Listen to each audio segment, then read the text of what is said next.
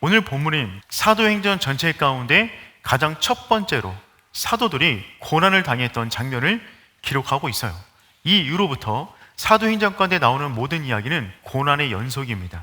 즉 사도행전은 다른 말로 고난행전이다 라고 말을 할 수도 있습니다.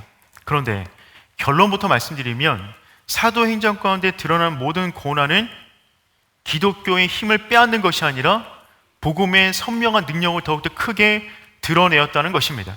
특별히 오늘 본문의 말씀을 중심으로 하여서 고난 가운데 복음이 우리 인생 가운데 어떻게 작용하는가, 또한 이 말씀을 통하여 지금 혹시 고난을 당하고 계신 분 계신다면 우리 인생의 마지막이 어떻게 될 것인가 말씀을 통해서 확인하는 그런 시간 되었으면 좋겠습니다. 첫 번째, 핍박의 원인입니다. 우리 1절과 2절 말씀 함께 읽어보겠습니다. 시작.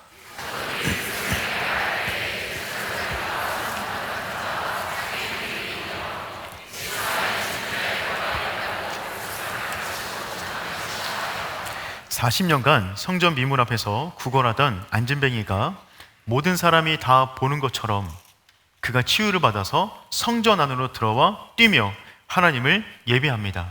은과 금이 줄 수 없었던 치유의 능력이 예수의 이름으로 드러난 것입니다.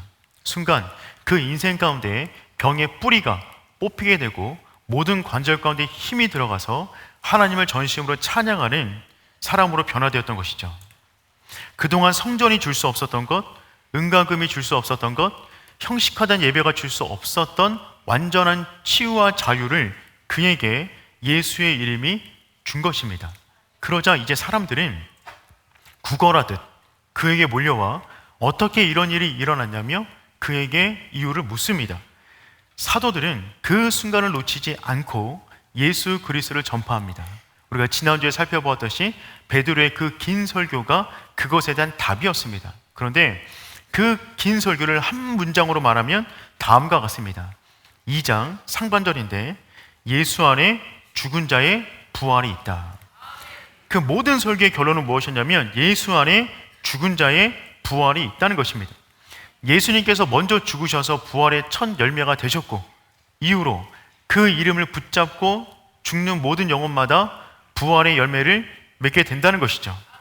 그리고 지금 그 증거로서 안진뱅이 옆에 떡하니 서 있습니다.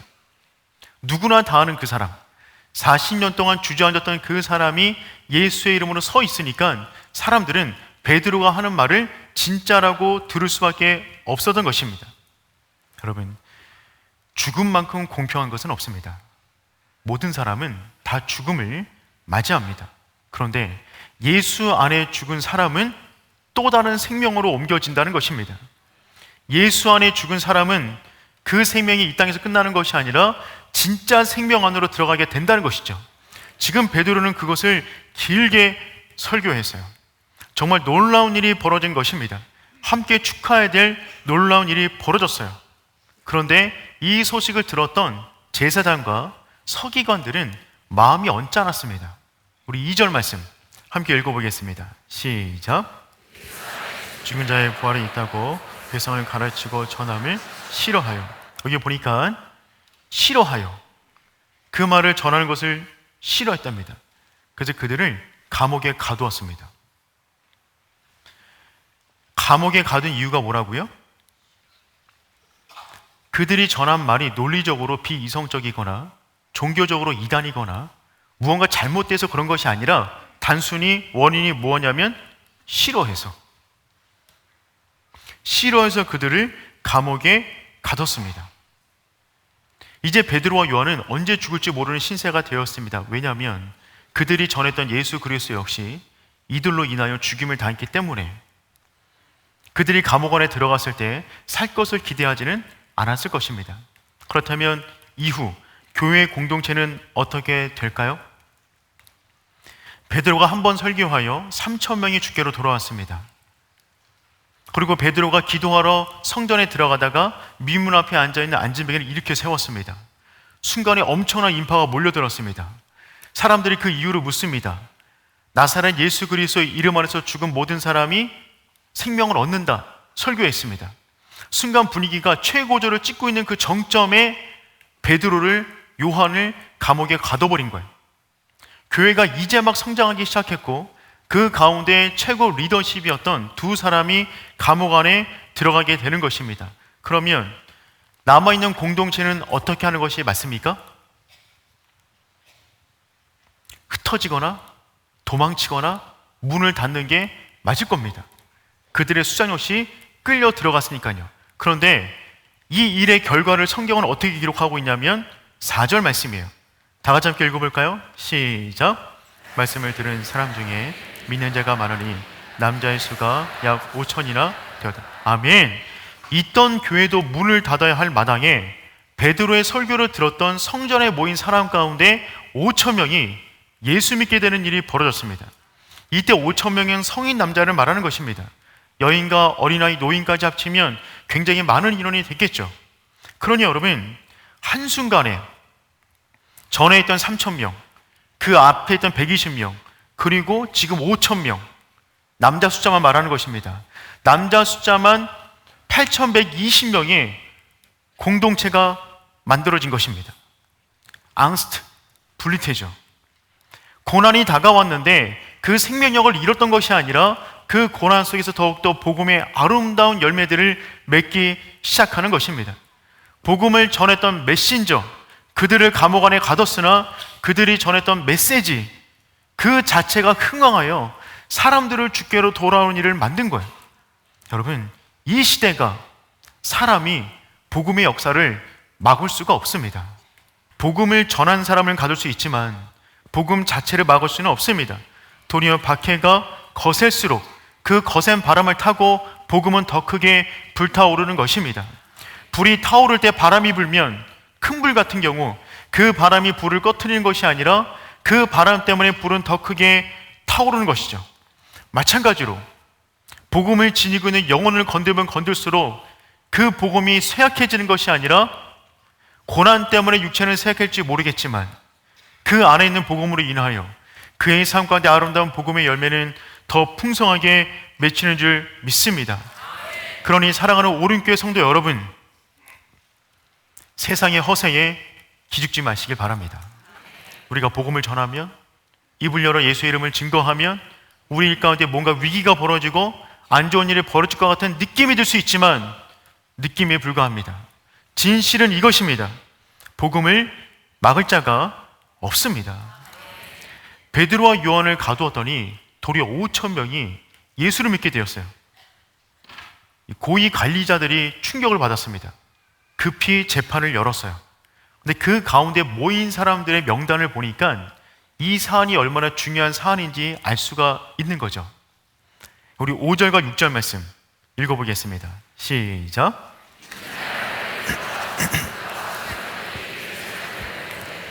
대제사장 안나스와 가야바가 요한과 알렉산더 및 제사장의 문중이 다 함께 참여하여. 아멘. 여기 보니까 모인 사람들의 명단을 보니까 이게 얼마나 시급한 사안인지 알 수가 있는 거예요. 그 당시에 종교 지도자 전부가 다 모였습니다. 여기 말하는 관리는 제사장을 중심으로 구성된 70명이 모여있는 사내들인 공의회를 말해요. 여기에 있는 장로들은 행정가들입니다. 여기 있는 서기관들은 종교 지도자들이에요. 그러니까 제사장은 종교를 대표하는 사람이고 장로는 행정을 대표하는 사람이고 서기관은 학문을 대표하는 사람이었습니다. 각 분야의 모든 전문가가 다 모였어요. 그런데 더 놀라운 것은 6절에 보니까 대제사장도 모였습니다. 전직, 현직 대제사장이 다 모였어요. 여기 보니까 안나스가 전직 대제사장이고 가야바가 현직 대제사장인데 이 가야바는 안나스의 사위가 됩니다. 그런데 더 중요한 것은 이 두 사람이 어떤 사람들이냐면 예수님이 재판하는 가운데 결정적인 역할을 감당했던 사람들이 이 두 사람입니다. 예수님이 맨 처음 신문을 안나스에게 받습니다. 그에게 끌려왔어요. 그런 가운데 베드로는 뒤에서 몰래 따라갑니다. 예수님이 안나스에게 신문을 받는 동안에 베드로가 뒤에서 서성이다가 한 사람이 질문하죠. 너도 그 사람의 제자가 아니냐? 그가 굳고 부인합니다. 그 이후에 예수님께서 가야바에게 끌려갑니다. 그때도 베드로는 따라갔어요. 그가 숯불을 쬐고 있는데 한 사람이 찾아와서, 그 사람은 누구냐면 베드로가 누군가의 귀를 베었는데 그 귀가 잘린 사람의 친척입니다. 그 사람이 베드로를 알아보고 너도 이 사람의 제자 아니냐? 라고 그러니까 극심하게 부인하죠. 그때 닭이 옵니다. 예수님의 재판 가운데 결정적인 역할을 했던 그 두 사람이 지금 나온 거예요. 이 순간에 베드로의 마음이 어땠을까요? 아마 50일 이전의 상황이 그려졌을 것입니다. 그때 자기의 모습이 떠올려졌을 거예요. 그때 두려움이 엄습하지 않았을까요? 그 현장 가운데 지금 베드로가 떠서 있습니다. 그리고 이들은 지금 신문하기 시작해요. 신문의 내용을 한번 보도록 하겠습니다. 7절입니다. 읽어볼까요? 시작. 너희가 모든 권세와 누구의 이름으로 이 일을 행하느냐. 여기 보니까 이 사람들은 안진뱅이가 일어난 것에 대해서는 관심도 없습니다. 뻔히 일어난 사건인데 이것에 대해서 아예 신경도 쓰고 있지 않아요. 그냥 애써 부정하고 있는 겁니다. 그냥 싫은 거예요. 그 질문하는 게 뭐냐면 누구 허락받고 이런 일을 한 거야? 이걸 질문합니다. 누구 허락받고 이 일을 한 거야?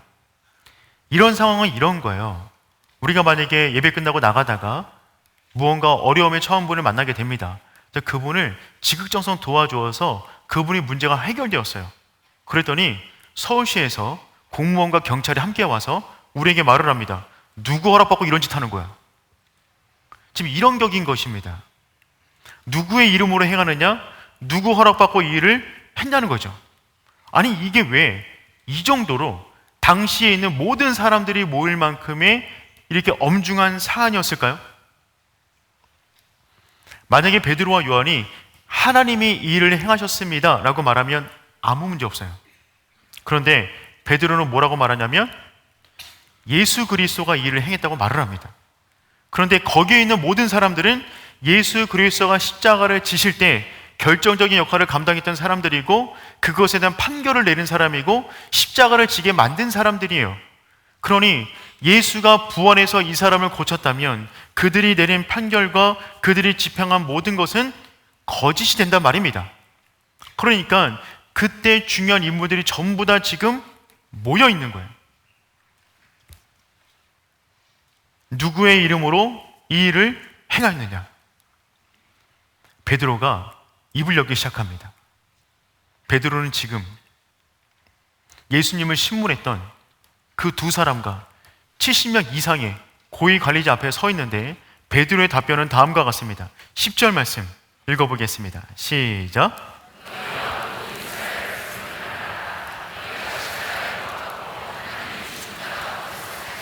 나사렛 예수 그리스도의 이름으로 이 사람이 건강하게 되어 너희 앞에 서느니라. 아멘. 여러분, 베드로는 더 이상 체포될까 봐 두려워 떠는 그런 베드로가 아닙니다. 그는 그 이름처럼 정말 반석과 같은 존재가 되었어요. 그는 세상 가운데 가장 분명한 진리를 아는, 선명한 진리를 붙잡고 있는 사람의 모습으로 그들 앞에 서 있습니다. 베드로가 10절에서 말하는 말은 무엇이냐면 너희가 십자가를 지게 만들었는데 하나님이 살리신 그분 나사렛 예수 그리스도가 이 사람을 고쳤다는 말입니다. 즉 이 한 절의 말 가운데 예수님의 십자가와 부활을 동시에 다 언급하고 있어요. 그들의 죄를 고발하고 있어요. 하나님의 능력을 말하고 있는 거예요. 베드로는 지금 신문 받은 자의 태도로 서 있지 않아요. 그는 지금 어떤 마음으로 이 말을 하고 있냐면 복음이 정말 필요한, 복음을 들어야 하는 그들을 향하여 예수님의 심정으로 예수 그리스도를 전하고 있는 것입니다. 그 안에는 예수로 가득해요. 예수로 가득한 사람은 건들면 뭐가 나올까요? 예수만 나옵니다, 여러분. 베드로에게 입을 열 기회만 주면 그는 무조건 예수만 전하는 거죠. 그가 지금 말하고 있는 이 이야기, 그의 신학적인 기백, 그의 논리, 그의 모든 것은 그 사람들의 입을 틀어 막아버렸어요.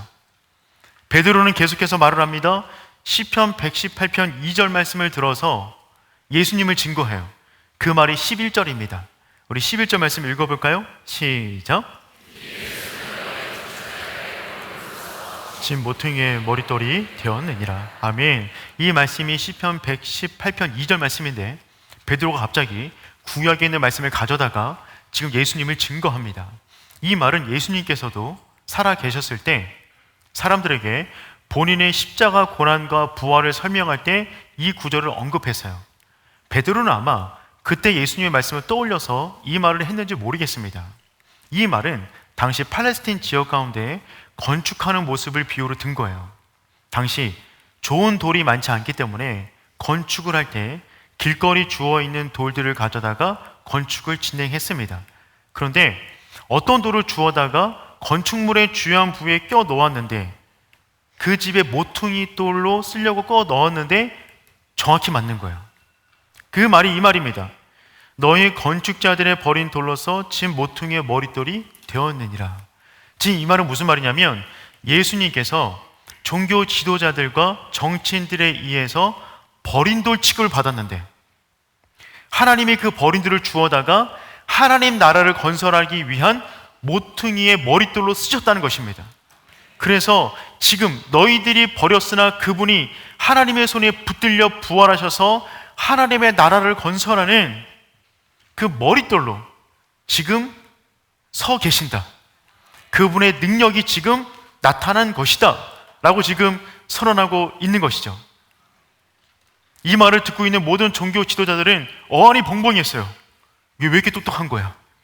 말씀을 막 갖다가 막 적용하는데 뭔가 변론을 할 수 없는 겁니다. 그냥 할 말을 잃어버렸어요. 근데 베드로는 결정타를 날려버립니다. 12절 말씀 읽어보겠습니다. 시작. 천하 사람 중에 구원을 받을 만한 다른 이름을 우리에게 주신 일이 없음이라 하였더라. 아멘. 그는 지금 예수 이름의 절대적 권위를 선포하고 있습니다. 구원을 받을 수 없나니 천하 사람 중에 구원을 받을 만한 다른 이름을 우리에게 주신 일이 없음이라. 절대적인 이름, 유일한 이름 예수 그리스도만이 우리를 구원할 수 있다. 지금 이 말을 하고 있는 겁니다.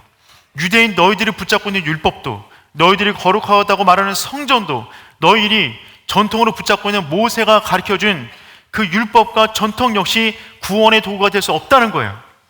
그 모든 것이 한꺼번에 무엇으로 대체되었냐면 나사렛 예수 그리스도의 이름으로 바뀌었다는 것입니다.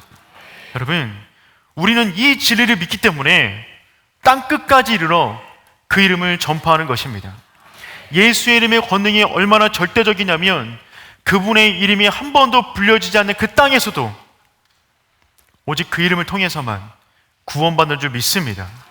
그래서 우리는 모든 족속과 모든 나라에 흩어져 예수 그리스도의 이름을 전해야 되는 것이죠. 여러분, 이것이 진리예요. 하나님은 예수 이름을 통해서만 구원 얻을 수 있는 길을 열어 놓으셨어요. 종교와 기독교의 차이점은 여기에 있습니다. 모든 종교는 뭘 하라를 강조합니다. 그런데 기독교는 뭘 말하냐면 예수께서 무엇을 행하셨는가, 이것을 강조하고 있어요. 우리의 능력과 상관없이 예수 그리스도의 이름을 붙잡고 그 이름을 부를 때 사단의 모든 관계는 숲으로 돌아가게 되는 것이고, 우리의 모든 앉은 자리는 일어서는 자리가 되는 것이고, 우리 가운데 있는 모든 불가능은 하나님의 역사를 경험하는 은혜의 자리가 되는 줄 믿습니다. 여러분, 그게 지금 베드로가 말하고자 하는 핵심이죠. 다른 이로서는 구원을 받을 수 없나니 천하 사람 중에 구원을 받을 만한 다른 이름을 우리에게 주신 일이 없음이라. 이 사실 때문에 이 사실을 믿지 못하는 사람들의 눈에는 우리가 배타적으로 보입니다. 옹졸해 보입니다. 독선적으로 보입니다. 교만해 보입니다. 대화하고 싶지 않습니다. 하지만 여러분, 그 이름의 능력이 있어요. 그 이름으로만 천국의 문이 열리는 열쇠가 된다고요. 우리가 복음을 전할 때 최대한 사랑과 겸손의 마음을 전해야겠지만 이 진리에서 물러설 수는 없는 것입니다. 베드로는 지금 그것을 전파하고 있는 거예요. 베드로는 말을 합니다. 너희 스스로 판단해봐라. 좀 생각 좀 해봐라, 이 얘기예요. 좀 생각 좀 해봐라. 너희가 나를 무언가를 한다 그러면 최고로 할 수 있는 것이 나를 죽이는 것인데, 너희가 나를 죽여도 예수를 살렸던 하나님의 능력이 나에게 새로운 생명으로 인도하실 것인데, 내가 너 말을 듣는 게 낫겠냐? 하나님 말을 듣는 게 낫겠냐? 제발 생각 좀 해봐라. 지금 이 얘기를 하고 있는 것입니다. 최고의 지식인들에게, 그렇게 진리를 말하는 그 사람들에게 아무것도 모르는 것 같은 그 애타는 심정을 가지고 이 이야기를 전하고 있는 거예요. 여러분, 죽기로 각오하고 복음이 충만한 사람, 건들 것이 아무것도 없습니다. 그 안에 복음이 충만한 자, 진리를 진짜 알고 있는 자, 나사렛 예수 그리스도의 이름의 능력을 알고 있는 그 사람, 세상이 흔들 것이 없는 줄 믿습니다. 그래서 베드로는 선포하죠. 20절 말씀입니다. 다 같이 읽어볼까요? 시작. 우리는 보고 들은 것을 말하지 아니할 수 없다 하니. 아멘. 성경 전체를 관통할 때 가장 통쾌한 말씀이 저는 이 말씀이라고 생각이 들어져요. 우리는 보고 들은 것을 말하지 아니할 수 없다. 내 안에는 복음이 가득하다. 그 이름이 모든 죽은 자를 살린다는 것입니다. 그러니 사랑하는 오륜교회 성도 여러분, 기죽지 마십시오. 어깨를 늘어뜨리지 마십시오. 눈치 보지 마십시오. 우리는 세상보다 강한 그분을 우리의 심령 안에 담고 사는 하나님의 사람인 줄 믿습니다. 예수님께서 승천하시면서 맨 마지막에 주신 말씀이 무엇이냐면 사도행전 1장 8절 말씀이에요. 오직 성령이 너에게 임하시면 너희가 권능을 받고 예루살렘과 온 유대와 사마리아와 어디까지요? 땅끝까지 이르러 내 증인이 되리라. 되리라는 미래형이에요. 내가 되게 만들 거야. 내가 너에게 성령을 줄 거고 너를 땅끝으로 보낼 거고 너를 통하여 나의 증거가 나가게 내가 만들 거야 라고 주셨어요. 이때 주신 말씀은 미래형이었어요. 지금 베드로는 현재형으로 받고 있는 겁니다. 그는 법정에 서는 순간 그곳이 자기 인생의 땅끝이라고 생각했을 것입니다. 더 이상 밟을 땅은 없다. 나는 여기서 죽는다. 하지만 그곳에서 주님을 증거할 때 그 땅이 그 인생의 마지막 땅이었습니까? 아니죠. 그가 밟을 땅은 더욱더 확장됩니다. 그 이후로 베드로는 그가 밟는 모든 땅을 땅끝으로 여겼어요. 나는 이곳에서 하나님 만난다. 이곳에서 하나님 만난다. 그 마음으로 복음을 전할 때 앙스트, 블리테, 그가 죽은 것이 아니라 그 안에 복음의 생명력이 살아났던 것입니다. 사랑하는 오륜교회 성도 여러분, 우리 안에 동일한 복음이 있습니다. 우리 안에 동일한 이름이 있습니다. 혹 여러분 인생 가운데 지금 어떤 고난이 있습니까? 사도행전 4장 이 말씀이 기록된 목적은 무엇이냐면 복음 행전을 살아가는 나의 자녀들, 그 인생 가운데 고난이 다가왔을 때 그 고난의 결론이 이렇게 난다는 것을 알려주기 위해서 이 복음서를 기록해 두신 거예요. 21절 말씀, 이 사건의 결론은 무엇이냐면 이는 모든 사람이 그 된 것을 보고 하나님께 영광을 돌림이라. 하나님께 영광을 돌림이라. 밖에서 베드로를 기다리고 있었던 8,000명 이상의 성도들이 베드로가 나오자 하나님께 영광을 크게 돌리는 역사가 일어났습니다. 고난 가운데 가장 분명한 복음의 역사가 일어나게 된 것이죠.